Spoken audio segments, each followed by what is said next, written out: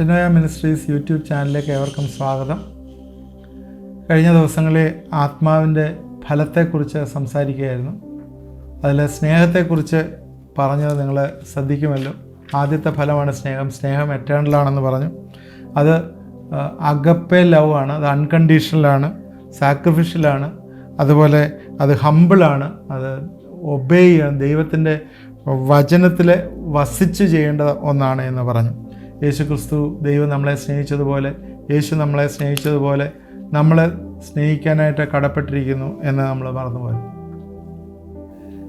രണ്ടാമത്തെ ഫലം എന്ന് പറയുന്ന സന്തോഷമാണ്, ജോയ്. ഗ്രീക്കിൽ ചാര എന്ന് പറഞ്ഞ വാക്കാണ് യൂസ് ചെയ്തിരിക്കുന്നത്. ഹൃദയത്തിലുള്ള ആനന്ദം, അതാണ് ജോയ് എന്ന് പറയുന്നതിന് ഏറ്റവും. അത് ഡിഫറെൻറ്റ് ടൈപ്പ് ഓഫ് ജോയ് ഉണ്ട്. സന്തോഷം, നമ്മുടെ മനസ്സിന് ആനന്ദം പകരുന്ന എന്ത് ഒരു ആക്ടിവിറ്റി, ഒരു സാഹചര്യം വരുമ്പോഴേ നമുക്ക് സന്തോഷം ഉണ്ടാകാറുണ്ട്. അതുപോലെ പല രീതിയിലുള്ള സന്തോഷമുണ്ടല്ലോ. കൊച്ചുങ്ങൾ ചാടുകയും കളിക്കുകയൊക്കെ ചെയ്യുമ്പോൾ മാതാപിതാക്കൾ സന്തോഷിക്കുന്ന പോലുള്ള സന്തോഷം.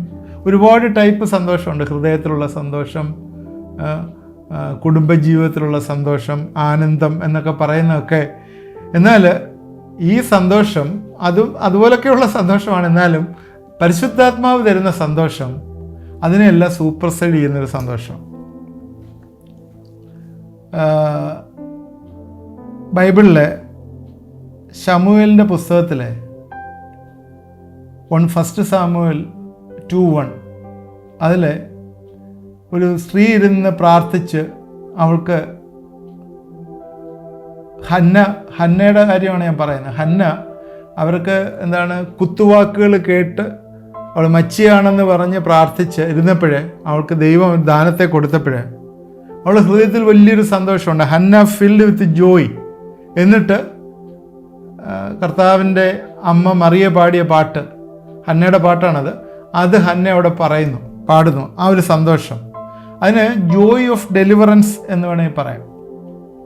എന്ന് പറഞ്ഞാൽ ദൈവം നമ്മെ സ്വതന്ത്രരാക്കി എപ്പോഴുള്ള ഒരു സന്തോഷം. അപ്പോസ്തല പ്രവൃത്തിയിലും അതുപോലൊരു എക്സാമ്പിളുണ്ട്. പത്രോസിനെ പിടിച്ച് ജയിലിലിട്ടു കഴിഞ്ഞപ്പോഴേ സഭ മുഴുവൻ പത്രോസിൻ്റെ റിലീസിന് വേണ്ടി പ്രാർത്ഥിച്ചു കഴിഞ്ഞപ്പോൾ രാത്രിയിൽ ദൈവത്തിൻ്റെ ദൂതൻ വന്ന് പത്രോസിനെ റിലീസ് ചെയ്ത് അവിടെ കൊണ്ടു ചെന്നിട്ട് അവർ പ്രാർത്ഥിച്ചുകൊണ്ടിരുന്ന വീട്ടിൻ്റെ കതവിൽ ചെന്നിട്ട് പത്രോസ് മുട്ടി. ബാല്യക്കാരത്തി രോധ സന്തോഷത്തോടെ ഈ മുട്ട് കേട്ട് പൗലോ പത്രോസാണെന്ന് മനസ്സിലാക്കിയിട്ട് അവൾ പടി തുറക്കാതെ സന്തോഷത്തോട് തിരിച്ചുപോയി. പിന്നീട് പടി തുറന്ന് പത്രോസോടെ ചെന്നു. എന്നാൽ ആ സന്തോഷം എന്ന് പറഞ്ഞാൽ ഒരിക്കലും പ്രതീക്ഷിക്കാത്തൊരു സന്തോഷം വരുന്നതാണ്. നമ്മളൊരിക്കലും അത് പ്രതീക്ഷിച്ചില്ല അതങ്ങനെ വരുമെന്ന്. അവർ പ്രാർത്ഥിച്ചിട്ടുണ്ടായിരുന്നു, എന്നാലും അവർ പ്രതീക്ഷിച്ചില്ല എന്നുള്ള അതൊരു വലിയ സന്തോഷമാണ്. അതാണ് ജോയ് ഓഫ് ഡെലിവറൻസ് എന്ന് പറയുന്നത്. വേറൊരു സന്തോഷമാണ് ജോയ് ഓഫ് സാൽവേഷൻ. അത് നമ്മുടെ മനസ്സിലുണ്ടാകുന്ന വലിയൊരു സന്തോഷമാണ്. അതിനേക്കാളും ബെറ്ററായിട്ടുള്ള ഒന്നും നമുക്ക് ആഗ്രഹിക്കാനില്ല. നമ്മൾ സേവ് ചെയ്തുകൊണ്ട് രക്ഷയുടെ സന്തോഷം, ദൈവം നമ്മളെ രക്ഷിച്ചു. അതെന്ന് വെച്ചാൽ ആ സന്തോഷം ഇവിടെ മാത്രമല്ല, സ്വർഗത്തിൽ ചെന്നാലും സന്തോഷിക്കാനുള്ളൊരു വലിയൊരു കാരണം ഉണ്ടാക്കി തന്നു എന്നുള്ളത്. യേശുക്രിസ്തുവിൻ്റെ ഉപമ പഠിപ്പിച്ചപ്പോഴേ യേശുക്രിസ്തു പറഞ്ഞ ലൂക്കോസ് 15:7 പറയുന്ന, കാണാതെ പോയതിനെ കണ്ടുകിട്ടിയതിനാൽ മാനസാന്തരപ്പെട്ട പാപിയെക്കുറിച്ച് സ്വർഗത്തിൽ അധികം സന്തോഷം. മാനസാന്തരപ്പെട്ട പാപിയെക്കുറിച്ച് എന്ന് വെച്ചാൽ ദൈവത്തിൻ്റെ സന്നിധിയിലുള്ള വലിയ സന്തോഷം അതാണ്. കാരണം അവൻ്റെ ആത്മാവിനെ രക്ഷ പ്രാപിച്ചു, അവൻ മാനസാന്തരപ്പെട്ടു. അതുകൊണ്ടുള്ള വലിയ സന്തോഷം, ജോയ് ഓഫ് സാൽവേഷൻ. അപ്പോസ്തല പ്രവൃത്തി 8:8 ദൈവവചനം കേട്ടതിൽ ശമര്യയിലുള്ളവർ സന്തോഷിച്ചു. അതേതാണ്, സാൽവേഷനാണ്. ദൈവവചനം കേട്ട് കഴിഞ്ഞപ്പോഴേ അവിടെയുള്ള ആൾ സന്തോഷിച്ചു എന്ന് പറയും. ഞാൻ ബൈബിളിൽ നിന്നുള്ള വാക്യങ്ങൾ വായിക്കണം. നിങ്ങൾ നോട്ട് ചെയ്താൽ അത് നിങ്ങൾക്ക് പിന്നീട് പഠിക്കുന്നതിന് നിങ്ങൾക്ക് ഉപകരിക്കും. അപ്പോസ്തല പ്രവൃത്തി 13:52, 15:3 യഹൂദ വിശ്വാസികൾ പരിശുദ്ധാത്മാവ് ജാതികളെ രക്ഷിക്കുന്നതിൽ സന്തോഷിച്ചു. യഹൂദന്മാർ മാത്രമേ ദൈവത്തിൻ്റെ മക്കളുള്ളൂ എന്ന് വിചാരിച്ചിരുന്നപ്പോൾ ജാതികളും കൂടെ പരിശുദ്ധാത്മാവ് നിറഞ്ഞ് അവർ ദൈവത്തിൻ്റെ മഹത്വപരമായിട്ടുള്ള കാര്യങ്ങളെ വിളിച്ചു പറയുന്നത് കേട്ടിട്ട് യഹൂദന്മാരെ സന്തോഷിച്ചതായിട്ട് കാണുന്നു. So the joy of salvation, ആദ്യം പറഞ്ഞ joy of deliverance, joy of salvation. പിന്നെ അതുപോലെ ഉള്ളൊരു കാര്യമാണ് ദൈവത്തിലുള്ള വാഗ്ദാനങ്ങൾ നമ്മളിൽ ആത്മാവിൻ്റെ ഫലങ്ങൾ ഉളവാക്കുന്ന ജോയ് ഓഫ് സ്പിരിച്വൽ മെച്യൂരിറ്റി, നമ്മുടെ ജീവിതങ്ങളിലെ മെച്യൂരിറ്റി വരുന്ന ഒരു സന്തോഷം. അതെന്ന് പറയുന്നത് കുറച്ചും കൂടി ഒരു ആഴമായിട്ടുള്ള സന്തോഷമാണ്. എന്ന് പറഞ്ഞാൽ നെഗറ്റീവായിട്ടുള്ള സിറ്റുവേഷൻസൊക്കെ ജീവിതത്തിൽ ഉണ്ടാകുമ്പോഴും അതിൽ സന്തോഷിക്കുന്ന സന്തോഷം. യേശുക്രിസ്തുവിൻ്റെ എക്സാമ്പിൾ ഉദാഹരണമാണ്. തൻ്റെ മുമ്പിൽ വെച്ചിരിക്കുന്ന വലിയ സന്തോഷം ഓർത്ത് അപമാനം അലക്ഷ്യമാക്കി ക്രൂശിനെ സഹിക്കുകയും, എബ്രായർ 12:2. തൻ്റെ മുമ്പിൽ വെച്ചിരിക്കുന്ന സന്തോഷം ഓർത്ത് അവൻ അപമാനം അലക്ഷ്യമാക്കി ക്രൂശിനെ സഹിക്കുക. ക്രൂശ് വരുന്നത് മുമ്പിൽ, ഞാൻ ഒരു വലിയ ഒരു സാക്രിഫൈസ്, എന്നെ തന്നെ സബ്മിറ്റ് ചെയ്തൊരു സാക്രിഫൈസ് ചെയ്യാൻ പോവാണ്. അത് മുഖാന്തരം വലിയൊരു മാനവജാതിക്ക് വലിയൊരു ലോകത്തിന് മുഴുവനുമായി ഒരു വലിയ രക്ഷ വരുന്നു എന്ന സന്തോഷം ഓർക്കുന്നു. ഇതേപോലെയാണ് പൗലോസും ശീലാസും. അപ്പോസ്തലപ്രവൃത്തി 16:25 പൗലോസും ശീലാസും ജയിലിലിരുന്നു. എല്ലാ കഷ്ടപ്പാടും ഉണ്ടായിരുന്നപ്പോഴും അവർ സന്തോഷത്തോട് പാട്ടുപാടി എന്നവിടെ പറയുന്നുണ്ട്. സന്തോഷത്തോട് പാട്ടുപാടി അവർ എന്ന് പറഞ്ഞാൽ joy at the spiritual maturity, സ്പിരിച്വലായിട്ടുള്ള മെച്യൂരിറ്റിയിൽ അവർക്ക് സന്തോഷം വരുന്നു എന്നുള്ളത്. യാക്കോബ് 1:2-4 വരെയുള്ള വാക്യങ്ങൾ ഇങ്ങനെ എഴുതിയേക്കുന്നത്: consider it joy when you encounter with various trials. നിങ്ങൾ വിവിധ പരീക്ഷകൾ അകപ്പെടുമ്പോൾ നിങ്ങളുടെ വിശ്വാസത്തിൻ്റെ പരിശോധന സ്ഥിരത ഉളവാക്കുന്നുവെന്ന് അറിഞ്ഞ് അത് അശേഷം സന്തോഷം എന്നെണ്ണുവീൻ. പരിശോധനയിൽ കൂടി കടന്നു പോകുമ്പോൾ സന്തോഷിക്കുക, അത് വലിയൊരു പ്രയാസമുള്ളൊരു പരിപാടിയല്ലേ. പരിശോധന എന്ന് പറഞ്ഞാൽ ലൈഫിൽ ഒരുപാട് കാര്യങ്ങൾ ത്രട്ടണിങ് ആയിട്ടും, അതുപോലെ രോഗങ്ങൾ, പ്രയാസങ്ങൾ, നെടുവീർപ്പുകൾ, ഫൈനാൻഷ്യൽ ലോസ്, അല്ലെങ്കിൽ ജയിലിൻ്റെ അനുഭവം, ഇവിടെ പൗലോസിനും ശീലാസിനും ജയിലിൻ്റെ അനുഭവം, ഇതെല്ലാം വരുമ്പോഴും നമുക്ക് സന്തോഷിക്കാൻ കഴിയുന്നുണ്ടെങ്കിൽ that is the joy of spiritual maturity. ആത്മീയമായിട്ടുള്ള മെച്യൂരിറ്റി നമുക്ക് വന്നിട്ടുള്ളതിൻ്റെ തെളിവാണ്. ചില ആളുകളുണ്ട്, എന്തെങ്കിലും ഒരു നിരാശ വരുമ്പോൾ ഇരുന്ന് പ്രാകും, ഇരുന്ന് പുറപുറത്തുകൊണ്ടേയിരിക്കും. ഇതെന്തൊരു ദൈവമാണെന്ന് വെച്ചാൽ ദൈവത്തെ ശപിച്ചുകൊണ്ടിരിക്കും. എന്നാൽ ആ സമയത്തും ആ പ്രയാസങ്ങൾ വരുമ്പോഴും ദൈവത്തെ സ്തുതിക്കുകയും മഹത്വപ്പെടുത്തുകയും ചെയ്യുന്ന അനുഭവം, അത് വലിയൊരു അനുഭവമാണ്. അതാണ് ജോയ്. അത് പരിശുദ്ധാത്മാവ് തരുന്ന അനുഭവമാണ്. ഞാനത് പല ഡിഗ്രി ആയിട്ട് ഞാൻ പറഞ്ഞുകൊണ്ട് വരികയാണ്. അങ്ങനെ വരുമ്പോഴേ എന്താ സംഭവിക്കുന്നത് വെച്ചാൽ we will shift to another level, വേറൊരു ലെവലിലേക്ക് ഷിഫ്റ്റ് ചെയ്യും. That is the joy of God's presence. ദൈവത്തിൻ്റെ സാന്നിധ്യത്തിലുള്ള നിറവിലുള്ള ജോയ്, അത് ഭയങ്കര അനുഭവമാണ്. സങ്കീർത്തനം 16:11 ഇങ്ങനെ പറയുന്നത്: ദൈവത്തിൻ്റെ സന്നിധിയിൽ എന്നും സന്തോഷവും അവൻ്റെ വലത്ത് ഭാഗത്തെന്നും പ്രമോദങ്ങളുമുണ്ട്. സന്തോഷത്താൽ പ്രമോദങ്ങൾ വന്ന ഈ സന്തോഷം എന്ന് പറയുന്ന ദൈവത്തിൻ്റെ പ്രസൻസ് ഫീൽ ചെയ്യുന്ന സന്തോഷമാണ്. ദൈവത്തിൻ്റെ സന്നിധിയിൽ നേരത്തെ പറഞ്ഞു, നമ്മൾ കഷ്ടതയിലുമൊക്കെ പ്രയാസപ്പെട്ടും ഒക്കെ ഇരിക്കുന്ന സമയത്തും നമ്മുടെ ഹൃദയത്തിന് സന്തോഷം വരുന്നു, ദൈവത്തെ സ്തുതിക്കുന്നു എന്ന് പറയുന്നു. ആ സന്തോഷത്തിൽ നമ്മളാവുമ്പോഴേ ദൈവത്തിൻ്റെ ആ പ്രസൻസ് നമുക്ക് ഫീൽ ചെയ്യാനായിട്ട് പറ്റും. യേശു ജനിച്ച സമയത്ത്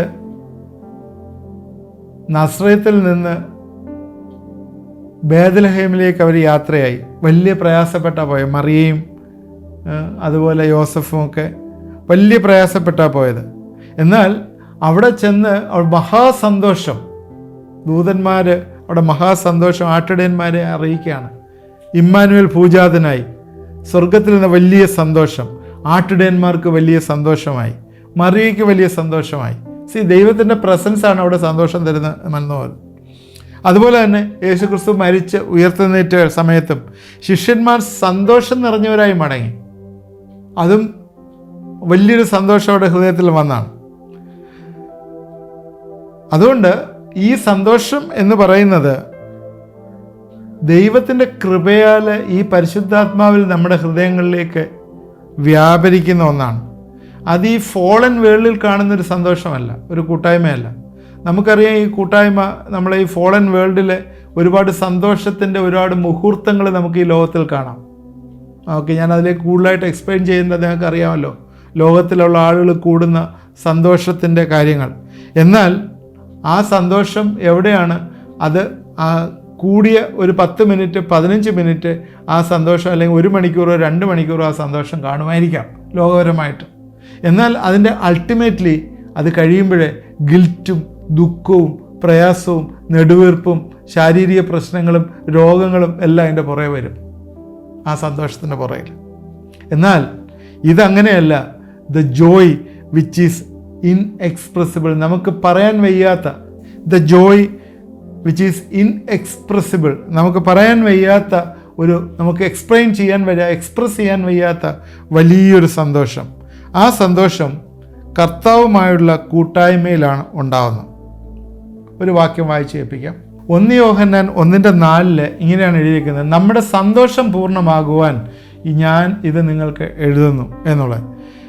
അതുകൊണ്ട് കർത്താവുമായുള്ള കൂട്ടായ്മയിലാണ് സന്തോഷം. മേളത്തുള്ള വാക്യങ്ങളിൽ വായിച്ചാൽ നമുക്ക് മനസ്സിലാവും. The fellowship with the father and the son Jesus Christ.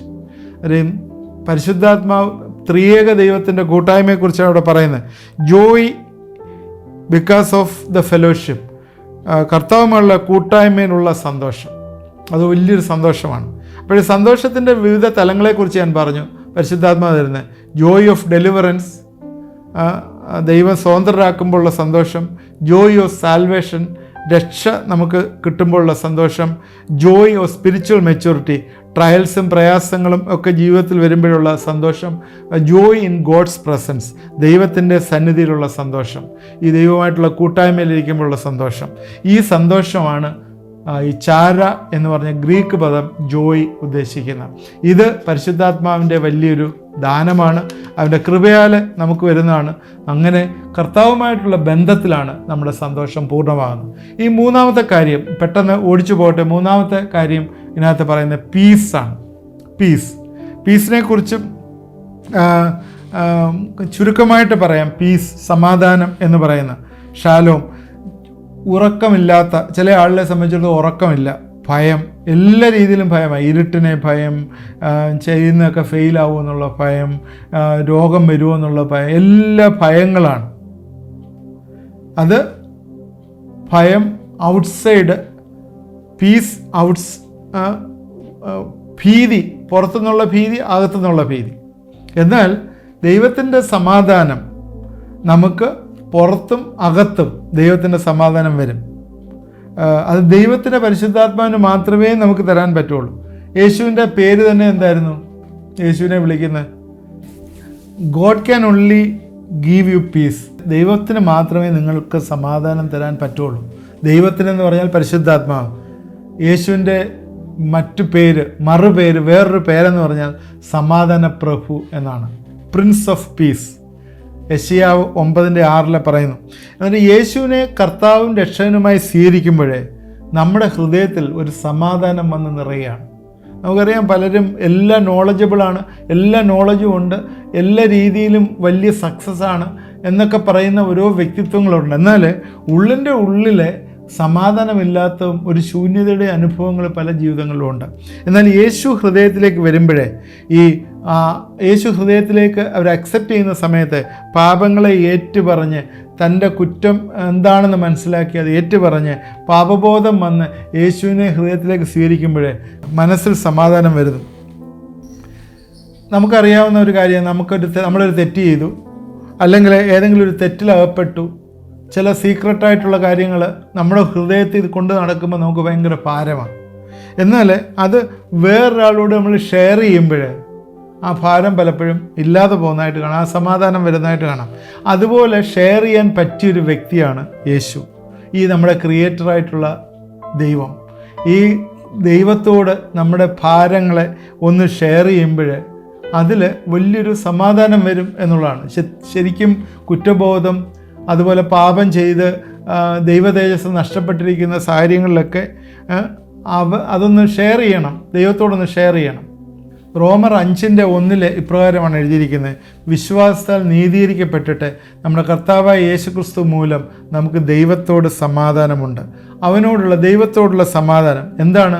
ഒരിക്കൽ നമ്മൾ ദൈവത്തിൽ നിന്ന് അകന്നുപോയി നമ്മൾ അതിക്രമവും പാപങ്ങളിലും അകപ്പെട്ടു പോയവരാണ്. എന്നാൽ ദൈവം നമ്മളെ വീണ്ടെടുത്തത് കൊണ്ട് നമുക്ക് ഇപ്പോഴ് അവനുമായിട്ട് സമാധാനമുണ്ട് എന്ന് പറയും. എന്നുവെച്ചാൽ നേരത്തെ വൈരികളായിരുന്നു. വൈരികൾ തമ്മിൽ കാണുമ്പോഴെന്താണ്? അവർ തമ്മിൽ ഫൈറ്റ് ചെയ്യണമെന്നുള്ള താല്പര്യമാണ്. ഇപ്പോഴങ്ങനെയല്ല, വൈരിയല്ല, ദൈവവുമായിട്ടൊരു വൈരാഗ്യമൊന്നുമില്ല. യേശുക്രിസ്തു മൂലം നമ്മളെ വീണ്ടെടുത്തുകൊണ്ട് നമുക്ക് സമാധാനമുണ്ട്. എഫേസ്യർ 2:11 മുതൽ 18 വരെയുള്ള വാക്യങ്ങൾ നിങ്ങൾ നോട്ട് ചെയ്യണം. നോട്ട് ചെയ്തിട്ട് നിങ്ങൾ വായിക്കണം. അതിനകത്ത് എല്ലാ വാക്യങ്ങളും ഒന്നും വായിക്കുന്നില്ല. അതിലെ 14 വാക്യത്തിൽ ഇങ്ങനെയാണ് ഇരിക്കുന്നത്: അവൻ നമ്മുടെ സമാധാനം, അവൻ ഇരുപക്ഷത്തെ ഒന്നാക്കി ചട്ടങ്ങളും കൽപ്പനകളുമായ ന്യായപ്രമാണം എന്ന ശത്രുത്വം തൻ്റെ ജഡത്താൽ നീക്കി വേർപാടിൻ്റെ ഇടിച്ചു കളഞ്ഞു. സമാധാനം ഉണ്ടാക്കിക്കൊണ്ട് ഇരുപക്ഷത്തെയും തന്നിൽ ഒരു പുതിയ മനുഷ്യനായി സൃഷ്ടിപ്പാനും ക്രൂശിന്മേൽ വെച്ച് ശത്രുത്വം ഇല്ലാക്കി ഇതിനാൽ ഇരുപക്ഷത്തെയും ഏക ശരീരത്തിൽ ദൈവത്തോട് നിരപ്പിപ്പാനും തന്നെ. ഇവിടെ ദൈവത്തോട് നിരപ്പിക്കുന്ന ഒരു സമാധാനം, ആ പാപികളായിരുന്നു നമ്മളെ വീണ്ടെടുത്ത് തന്നിരിക്കുന്ന ഒരു സമാധാനം. അത് ഇതിൽ നിന്നെല്ലാം നമ്മൾ കാണുന്ന ഒരു കാര്യം എന്താണ്? കർത്താവുമായിട്ട് നിരക്കുമ്പോൾ ഉള്ളൊരു സമാധാനമാണ്. അത് നമ്മുടെ അകത്തേക്ക് വരുന്ന സമാധാനമാണ്. അത് പരിശുദ്ധാത്മാവ് കൊണ്ടുവരുന്ന സമാധാനമാണ്. യേശു സമാധാന പ്രഭുവാണ്. യെശയ്യാവ് 26:3 സ്ഥിരമാനസൻ നിന്നിൽ ആശ്രയം വെച്ചിരിക്കുന്നതുകൊണ്ട് നീ അവനെ പൂർണ്ണ സമാധാനത്തിൽ കാക്കുന്നു എന്ന് എഴുതിയിട്ടുണ്ട്. സ്ഥിരമാനസൻ നിന്നിൽ ആശ്രയം വെച്ചിരിക്കുന്നുണ്ട്, നീ അവനെ പൂർണ്ണ സമാധാനത്തിൽ കാക്കുന്നു എന്ന് പറഞ്ഞ ഭാഗം. ഫിലിപ്പിയർ 4 മുതൽ 7 വരെയുള്ള വാക്യങ്ങൾ: സകല ബുദ്ധിയെയും കവിയുന്ന ദൈവ സമാധാനം നിങ്ങളുടെ ഹൃദയങ്ങളെയും നിലവുകളെയും ക്രിസ്തുവേശുവിൽ കാക്കും. And the peace of God that passeth all understanding shall keep your hearts and mind through Christ Jesus. കർത്താവിൻ്റെ സമാധാനം നമ്മുടെ ഹൃദയങ്ങളിലേക്ക് വരും. ഇത് ദൈവത്തിൻ്റെ പരിശുദ്ധാത്മാവിൻ്റെ വലിയൊരു ഫ്രൂട്ടാണ്.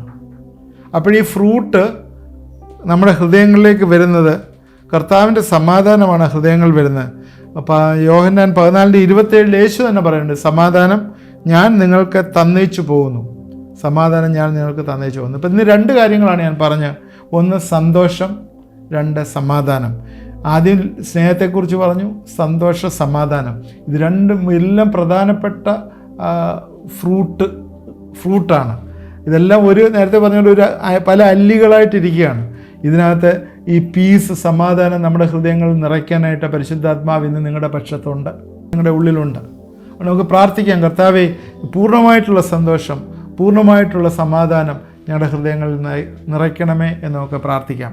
രോഗികൾക്ക് വേണ്ടി പ്രാർത്ഥിക്കാനുള്ള സമയമാണ്. നമ്മൾ പ്രാർത്ഥിക്കുമ്പോൾ നിങ്ങൾ എന്നോട് ചേർന്ന് പ്രാർത്ഥിക്കണം. കുഞ്ഞുങ്ങൾ ഇല്ലാതെ, സമാധാനമില്ലാതെ ഇരിക്കുന്ന ചില വ്യക്തിത്വങ്ങൾക്ക് വേണ്ടി ഇന്ന് പ്രാർത്ഥിക്കുന്നുണ്ട്. അനേകം ട്രീറ്റ്മെൻറ്റ് നടത്തി ഇതുവരെയും ദൈവത്തിൽ നിന്ന് കുഞ്ഞുങ്ങളുടെ പുത്രസമ്പത്തിൻ്റെ ഭാഗ്യം കിട്ടാതിരിക്കുന്ന ആ വ്യക്തികൾ ഇന്ന് എന്നോട് ചേർന്ന് പ്രാർത്ഥിക്കണം. ദൈവം ചിലരെ ഇന്ന് വിടുവിക്കുന്നു. ദൈവം ഏതൊക്കെ ഹോസ്പിറ്റലിൽ പോയി ഏതൊക്കെ ട്രീറ്റ്മെൻറ്റ് നടത്തിയിട്ടും നടക്കാത്ത കാര്യങ്ങൾ ദൈവം ചില അത്ഭുതങ്ങളാൽ ഇന്ന് നിങ്ങളെ വിടുവിക്കുന്നു. എന്നോട് ചേർന്ന് പ്രാർത്ഥിക്കണം. ദൈവമായ കർത്താവേ, ഇത് കണ്ടുകൊണ്ടിരിക്കുന്ന എല്ലാവരെയും ഞങ്ങൾ അനുഗ്രഹിച്ച് പ്രാർത്ഥിക്കുന്നു. കർത്താവിൽ നിന്നുള്ള സന്തോഷവും സമാധാനത്താലും നിറയ്ക്കണമേ എന്ന് പ്രാർത്ഥിക്കുന്നു. ഒരുപാട് കാര്യങ്ങളെ ചൊല്ലി ആങ്ഷ്യസ് ആയിരിക്കുന്നവരെ കർത്താവേ, നിൻ്റെ സമാധാനം നിറയ്ക്കണമേ എന്ന് പ്രാർത്ഥിക്കുന്നു. പരിശുദ്ധാത്മാവിൻ്റെ വലിയ സമാധാനം കർത്താവ് പറഞ്ഞിരിക്കുന്നത്, ഞാൻ എൻ്റെ സമാധാനം നിങ്ങൾക്ക് തരുന്നു എന്നുള്ളത്. ഈ യേശുവിനെ സ്വീകരിച്ചപ്പോഴുള്ള സമാധാനം, ഹൃദയത്തിലുള്ള സമാധാനം ഈ ദിവസങ്ങൾ ധാരാളമായി വന്നു ചേരട്ടെ എന്ന് പ്രാർത്ഥിക്കുന്നു. പ്രത്യേകിച്ച് എന്നോട് ചേർന്ന് പ്രാർത്ഥിക്കുന്നവരെല്ലാം ഞാൻ അനുഗ്രഹിച്ച് പ്രാർത്ഥിക്കുന്നു.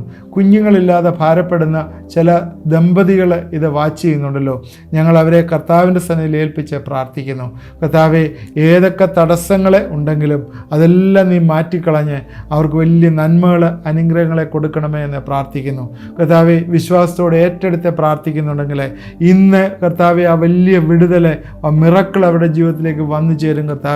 കർത്താവെ, അബ്രഹാമിനെ അനുഗ്രഹിച്ച ദൈവം, സാറായെ അനുഗ്രഹിച്ച ദൈവം, കർത്താവെ ഹന്നെ അനുഗ്രഹിച്ച ദൈവം, കർത്താവെ ഞങ്ങൾ പ്രാർത്ഥിക്കുമ്പോഴേ വലിയ വിടുതൽ തരുന്ന ദൈവം, ദൈവമേ പ്രത്യേകിച്ച് ഈ പ്രത്യേക വിഷയത്തെ നിൻ്റെ കരങ്ങളിലേക്ക് ഏൽപ്പിച്ച് പ്രാർത്ഥിക്കുമ്പോഴേ ഇന്ന് ആ വലിയ റിലീസ് അവരുടെ ജീവിതത്തിലേക്ക് വന്നു ചേരട്ടെ എന്ന് പ്രാർത്ഥിക്കുന്നു. വിശ്വാസത്തോടെ ഏറ്റെടുത്തവർക്ക് ആ നന്മ കാണുവാനായിട്ട് നീ സഹായിക്കുകയും ഇടവരുത്തുകയും ചെയ്യുന്നവർക്ക് സ്തോത്രം. പ്രാർത്ഥന കേട്ടവർക്ക് സ്തോത്രം. ഇത് കണ്ടവരെല്ലാം നീ അനുഗ്രഹിക്കണമേ. നിൻ്റെ സന്തോഷത്തിലും സമാധാനത്തിലും നിറയുവാനായി കർത്താവെ സഹായിക്കണമേ എന്ന് പ്രാർത്ഥിക്കുന്നു. യേശുവിൻ്റെ നാമത്തിൽ പ്രാർത്ഥിക്കുന്നു, കേൾക്കുമാറാണമേ. ആമേൻ.